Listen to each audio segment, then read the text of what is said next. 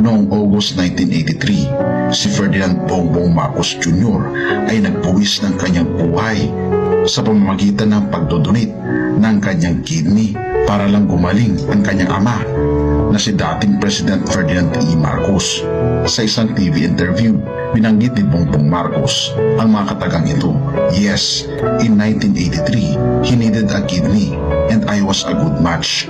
Ika pa dito sa artikulong ito, former Congresswoman and now Senator Amy R. Marcos said that was probably the worst day of my mother's life.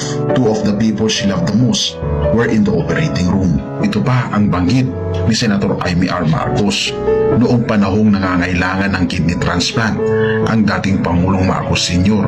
dahil sa pag-fail ng kanyang kidney na dulot ng sakit niyang lupus, ay hindi nag-atubiling nag-volunteer ang ating Pangulong Bongbong Marcos noon para ibigay ang kanyang kidney sa kanyang ama.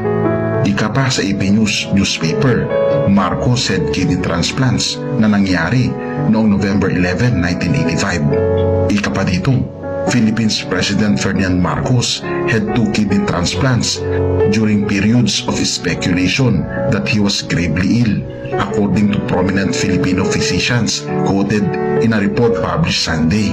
The transplants were performed in August 1983 and November 1984 in the Philippines National Kidney Foundation in Manila.